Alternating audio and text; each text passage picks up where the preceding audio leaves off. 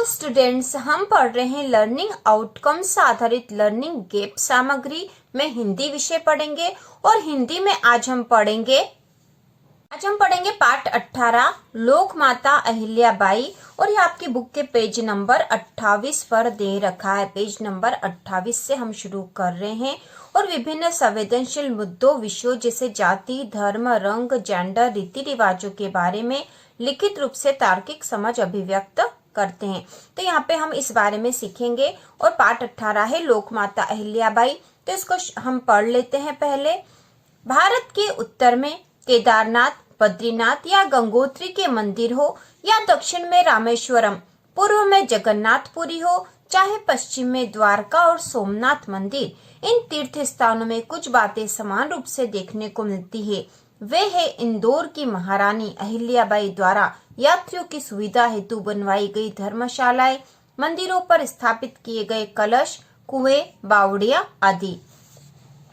अपने धार्मिक कार्यों से सारे भारत को राष्ट्रीय एकता के सूत्र में बांधने वाली अहिल्याबाई होलकर का जन्म औरंगाबाद जिले के चौंदी गांव में हुआ था। 29 वर्ष तक उन्होंने होलकर जैसे विशाल राज्य पर शासन किया। उनके सामने बड़े बड़े दिग्गजों के छक्के छूट जाते थे। उनके शासनकाल में प्रजा सुख, शांति और समृद्धि से भरपूर थी। लोग उन्हें लोक माता कहते थे। उनका जीवन संघर्ष और विपत्तियों से भरा रहा। महारानी अहिल्याबाई का विवाह मल्हार राव होलकर के पुत्र खांडे राव होलकर के साथ हुआ था। गृह कार्य में दक्ष अहिल्याबाई ने ससुराल में सभी का मन मोह लिया। उनके पति खांडेराव बड़े जिद्दी और अक्खड़ स्वभाव के थे, किंतु अहिल्याबाई ने अपने प्रेम व्यवहार से उनका स्वभाव परिवर्तित कर दिया। अब वे राजकाज में रुचि लेने लगे। मल्हार राव ने अपनी पुत्र वधू अहिल्याबाई की आंतरिक शक्तियों और क्षमताओं को पहचाना। अहिल्याबाई को उन्होंने अपने बेटे के समान राजनीति और युद्ध कला की शिक्षा दिलाकर पारंगत किया। उन्हें घुड़सवारी सिखलाई, घोड़े पर यात्राओं के लिए भेजा। इससे उन्हें पूरे राज्य की जानकारी हो गई। मल्हार राव सेना प्रमुख होने के नाते अधिकतर युद्ध क्षेत्र में ही रहते थे, इसलिए उन्होंने राज्य के कार्यों का भार खांडेराव को सौंप दिया। खांडेराव वीर व साहसी थे। वे अहिल्याबाई के साथ मिलकर सारा राजकाज संभालने लगे। महारानी अहिल्याबाई के शासनकाल में बहुमूल्य ग्रंथों की रचना हुई। उन्हें संस्कृत, मराठी, हिंदी आदि भाषाओं का ज्ञान था। उन्होंने साहित्यकार, ज्योतिषियों, कलाकारों को बुलाकर राज्य में बसाया। विद्वानों को वे समय समय पर पुरस्कृत करती। इस प्रकार यहाँ लोकमाता अहिल्याबाई, जो कि होलकर वंश की महारानी थी, बहुत प्रसिद्ध है, जिन्हें लोकमाता अहिल्याबाई भी कहा जाता है। उनके बारे में यहाँ पूरी जानकारी दे रखी है। अब हम आगे पढ़ेंगे। महारानी अहिल्याबाई का जीवन जनहित की मिसाल है। उन्होंने पूरे भारतवर्ष के प्रमुख मंदिरों का पुनर्निर्माण कराया। वास्तुकला के अनुपम उदाहरण है। कोई भी जरूरतमंद व्यक्ति उनके दरबार से निराश नहीं लौटता था। ऐसी साहसी प्रतिभा संपन्न महान नारी भारत के गौरव का प्रतीक है। सादर नमन। तो यहाँ पे बताया गया है कि शिक्षक अब बच्चों को यह बताएंगे कि अहिल्याबाई कौन थी। तो अहिल्याबाई जो थी होलकर वंश की रानी थी। अहिल्याबाई इंदौर के कहाँ की महारानी थी? तो इंदौर के होलकर वंश की महारानी थी। अहिल्या का विवाह किसके साथ हुआ था? तो अहिल्या का विवाह मल्हार राव होलकर के पुत्र खांडेराव होलकर के साथ हुआ था। खांडेराव कौन थे? तो खांडेराव जो थे मल्हार राव होलकर के पुत्र थे। तो इस प्रकार इन प्रश्नों के उत्तर केवल चर्चा करनी इनके बारे में, और यह हमने जब पाठ पढ़ा है तो हमने समझ ही लिया है। पाठ 18 लोकमाता अहिल्याबाई के बाद है वर्कशीट 1, और जो कि आपकी बुक के पेज नंबर 30 पर है। ठीक है, पेज नंबर 30 की वर्कशीट 1 कर रहे हैं हम। इन दिनों वृक्षों की घटती संख्या और बिगड़ते पर्यावरण को देखकर समूचे विश्व में पर्यावरण की रक्षा की चिंता की जा रही है। वृक्षों की अंधाधुंध कटाई पर रोक लगाई जा रही है। वृक्षारोपण पर जोर दिया जा रहा है। आज से सैकड़ों वर्ष पूर्व जब चारों ओर वन ही वन थे, भगवान जम्भेश्वर द्वारा हरे भरे वृक्षों की रक्षा करने की प्रेरणा देना सचमुच अद्भुत था। इन दिनों बिगड़ते प्रदूषण को देखते हुए यह प्रेरणा बहुत प्रासंगिक है। तो यह बताया गया है कि पर्यावरण का जो असंतुलन हो रहा है, वृक्षों की कटाई हो रही है, वह हमारे लिए बिल्कुल भी अच्छा नहीं है। और प्राचीन समय में भी वृक्षों की रक्षा की प्रेरणा दी जाती थी और भगवान जम्बेश्वर द्वारा हरे भरे वृक्षों की रक्षा की प्रेरणा देना सचमुच अद्भुत था। इसके बाद हम पढ़ेंगे, आज से लगभग 500 वर्ष पूर्व सन 1485 में भगवान जम्बेश्वर द्वारा विश्नोई समाज की स्थापना की गई थी। उन्होंने प्रकृति से जुड़े 29 सरल नियमों की शिक्षा दी। इन 29 नियमों का पालन करने वाले विश्नोई कहलाए। इन्हीं नियमों में से वृक्षों की रक्षा और सभी जीवों पर दया करना एक मुख्य नियम था। इस नियम का पालन विश्नोइयों ने इस तरह किया जो आज उनकी आन बान शान व पहचान बन गया है।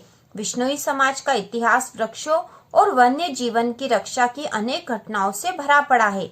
वृक्षों को कटने से बचाने के लिए शहीद अमृता देवी विश्नोई और 362 अन्य विश्नोइयों द्वारा अपने सिर कटवा लेने का प्रेरक प्रसंग विश्व के पर्यावरण रक्षा के इतिहास का एकमेव उदाहरण है। शिक्षक इस गद्यावरण को पढ़े और छात्रों से भी पढ़वाए, अतः गद्यावरण के विषय में चर्चा करे और प्रश्नों के उत्तर दे। तो यहाँ पर्यावरण से संबंधित बात की गई है। पर्यावरण प्रदूषण वर्तमान समय में बढ़ता जा रहा है और इसका मुख्य कारण है वृक्षों का कटना। प्राचीन समय में भगवान जम्बेश्वर हरे भरे वृक्षों की रक्षा की प्रेरणा देते थे और उन्होंने विश्नोई समाज की स्थापना की है। और विश्नोई समाज के लोग पर्यावरण प्रेमी होते हैं। और यहाँ पर उदाहरण दे रखा है, शहीद अमृता देवी विश्नोई और 362 अन्य विश्नोइयों ने वृक्षों की रक्षा के लिए अपने सिर भी कटवा लिए हैं, जो कि पर्यावरण रक्षा के इतिहास में एक बहुत ही महान उदाहरण है। अब हम नीचे प्रश्नों को पढ़ेंगे। निम्नलिखित प्रश्नों के उत्तर लिखिए। इसमें पहला प्रश्न है, पर्यावरण संरक्षण के विषय में आप क्या जानते हैं? पर्यावरण संरक्षण के विषय में आप क्या जानते हैं? तो इसका उत्तर होगा, पर्यावरण संरक्षण का तात्पर्य प्राकृतिक संसाधनों जैसे वृक्ष, पानी, वायु, मिट्टी आदि को सुरक्षित रखना है। पर्यावरण संरक्षण का तात्पर्य है कि हमें प्राकृतिक रूप से जितने भी संसाधन प्राप्त हुए हमें उनकी रक्षा करनी चाहिए, उन्हें बचाकर रखना चाहिए, क्योंकि इनमें से कुछ संसाधन तो ऐसे हैं जो एक बार खत्म हो जाएंगे तो उसके बाद वापस पैदा नहीं होंगे। दूसरा है, हमारे जीवन में पर्यावरण का क्या महत्व है? तो इसका उत्तर होगा, पर्यावरण अर्थात हमारे चारों ओर का वातावरण हमारे लिए बहुत महत्वपूर्ण है, क्योंकि इसके बिना हम जीवित नहीं रह सकते। ठीक है, अगला है तीसरा प्रश्न जो है, पेड़ों का पर्यावरण से क्या संबंध है? तो इसका उत्तर होगा, पेड़ पौधे पर्यावरण संतुलन बनाए रखने का काम करते हैं। पेड़ हमें प्राणवायु ऑक्सीजन प्रदान करते हैं, क्योंकि पेड़ यदि हमें ऑक्सीजन नहीं देंगे तो हमारा जीवन संभव नहीं है।